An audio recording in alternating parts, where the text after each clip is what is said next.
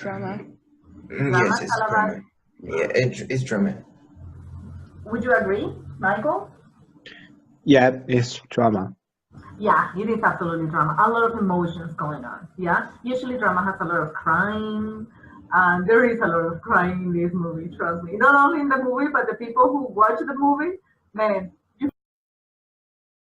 Asking or even making a move, he took his phone and he called a friend of his, and because he knew the friend would speak English, so he was ringing the friend and asking his friend to ask us in English if we could when our flight is and if he should hurry up. So one of the things that amazed me the most is that even though, because you're learning English, even though there is a language barrier between Chinese and internationals with the language, it doesn't stop them from wanting to help you and wanting to interact with you. Like I was on the bus from in the south of China, and the guy next to me didn't know a word of English, but he showed me his flight ticket and pointed to the place where he's going because it was Chinese New Year. So for me, one of the most amazing, and I'm so happy to hear that you guys are learning English because it makes it easier, is the fact that even though Chinese do not speak English,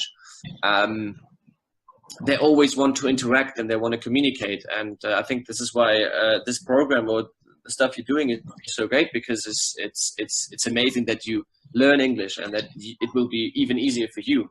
But I think that's one of the best things in China, is that how communicative and how interested people are generally in you.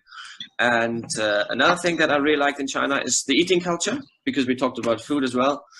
I like the fact that you share your food. So when you go to when you're in Germany and you go to a restaurant, each person orders their own food. And what I really enjoyed about China is the fact that you just you sit together and you order for the whole table and everybody eats what they like, and it's a very social manner of eating, which I also very enjoy. Okay, great, thank you. So you guys have other questions to ask David? Is it question time? I don't know. Yes, Mario, you can ask if you want. So I heard, does German people really like arts or sort of stuff? Cause I'm just interested in German or sort of stuff. Yeah. In art? Did you say art? Yes. Yes. Yes, art is a very, very big part of our culture. Me personally, I'm not interested in art. I don't get it. But if you go to Germany, and there's a lot of museums, there's a lot of, like, even in public places, there's like in Germany, like even buildings or stuff like this is considered art because it's very historical. And but yeah, German people are very interested in arts, and wherever you go, especially in the big cities, there's like a ton of museums. I don't like it, but here Turkish vote for Christmas. They say yes, kill me, please. We want to be on your table for Christmas. What? So what do you think? What can be the meaning? I just want to say, Turkey want to be on yours. Want to be killed? I'm like, this is inside. Look, too inside, too over inside. It's like those people think it's something positive, but something negative will come out of it.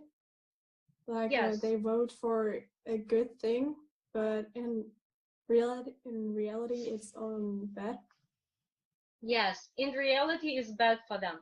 That is like Turkish voting for Christmas. I'm happy to do this. This is great fun for me. I hope you don't mind. I have my coffee with me this morning. So Thanksgiving is one of the biggest holidays in the U.S. It's basically what the name of the holiday means. So Thanksgiving is basically giving thanks.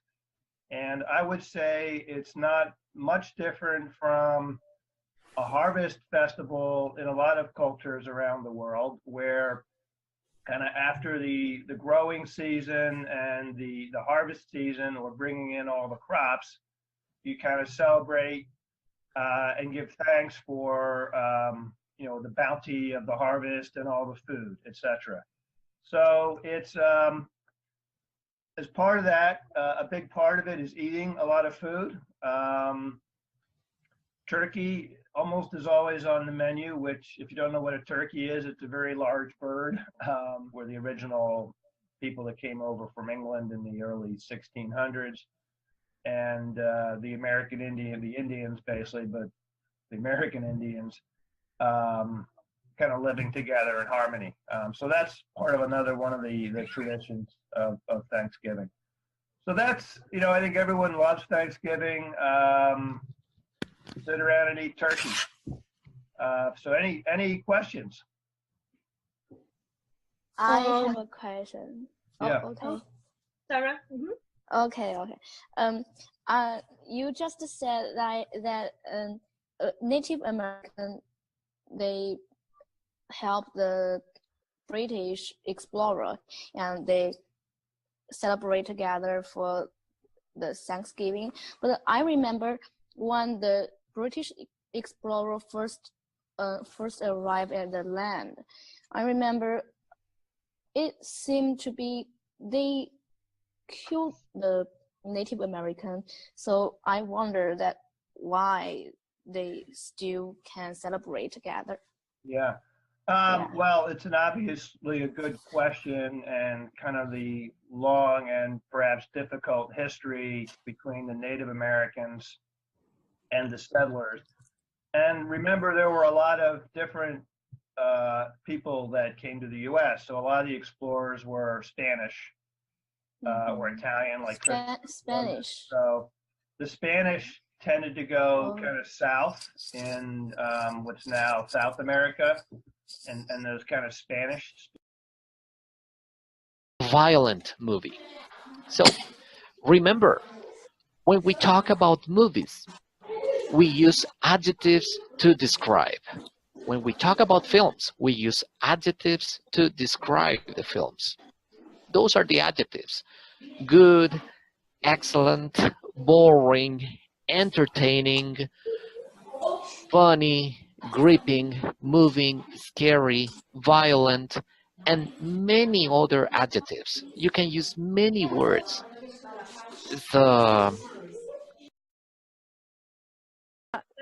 Just like Svetlana just said, books can give you imagination.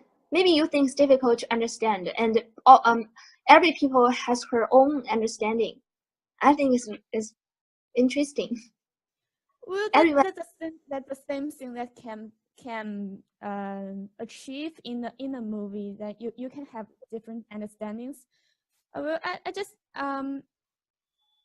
I don't refuse to read books, but I think sometimes movies are more they can give you a more brief story. That's just but it don't influence the main point, right? The main points. Yeah. It still have a main point, but it's just more brief. So you like brief, I like details. That's the difference between us. Yes, I can't deny that there's a problem in movies that if the actors are not great, they can't show us the details. But if the movie and the actor athletes, they both are they all are great, that a movie is a better choice for me. Yes. That I will choose the movies. Yes, I don't like all of them. Yes. Yeah. Svetlana, any ideas? Yes, I've got one idea, and I'd like to support Sira because sometimes movies they give us some additional information. For example, I have never been to, for example, to the USA, or for example, I have never been to China, to Korea, and if I watch the film about this or that country, sometimes I can learn more about people's way of life, or the situation at the time the film is about. So I can see the type of houses the people live, the way they wear clothes, of their habits and so on. Sometimes in books I can't understand this or that. So when I see, and besides, when we watch films, we can enjoy the beautiful landscapes, the beauty of famous cities, and so on. That is my idea. Okay. Siren? I support her idea because just through the description of the books, they're all characters. That it can be possible, but as for me, it's too expensive. So it's expensive way to go to the space. Why don't you like stay at home and watch any movies about space? Well, I don't know, Victoria. What do you think about it? Why don't we stay at home and just watch the movies instead of paying this money to go to the space? I suppose we don't have too much money for it. So we'd better stay at home and watch it by ourselves than spend a lot of money and go in great hate just to see the planet. I don't know. You know, okay. In the internet there are many. For about 10,000 USD, is that because we have skin in the game. I do well because you're gonna do well. If you do well, by consequence, so I'm gonna put a lot of effort and I'm gonna try to minimize the time that I'm gonna waste you. I cannot tell how many people I know, like founders that have went through incubator programs or accelerator programs that do not take any equity, but they spend their time in worthless crap that is only PR. It's only marketing. So you need to know who you're getting into bed with, right? So that's mistake number 3 is, this is a red flag because I do a lot of deal sourcing. We have no competitors. So when an entrepreneur says we have no competitors, it's a red flag. I'm not going to talk to this company anymore because it means you don't understand what you're doing, or you don't understand your market, or you haven't looked to your competitors. Every single company in the world has a competitor. Doesn't need to be direct, could be indirect, but you have a competitor. So be sure to study him or her. And mistake number 4 is a bit longer, but it's basically the lack of legal organization. So a few pointers here. This can go for ages, but we set the CTO. So establish one CTO, sorry. This guy or girl needs to have a stronger percent of shares than the rest of the team. But it's okay, like everybody has, like, we're all 3 friends. We have been friends since high school. Now we're finished university and we're all gonna have the same amount of shares. Well, the thing is, you need to have a CEO when shit hits the fan. Someone's gonna have the burden of the company in his shoulders, his or her shoulders. So it's important to have a CEO. Sign a founders agreement to be clear on this thing. In particular, I signed IP, intellectual property, to the company. There's a lot of companies that they have disputes with founders. The intellectual property to the company. They had to redesign logos. They had to change the name of the company because one of the founders left, and he or she left with all the intellectual property. And finally, ESOP stands for employee stock option, something like that. I actually forgot, but it's the only reason why people, and you need to attract very smart people if you're building something to your team. So you want to have a very smart team when you're beginning, boost your chances. So the only reason why these people are going to join, you're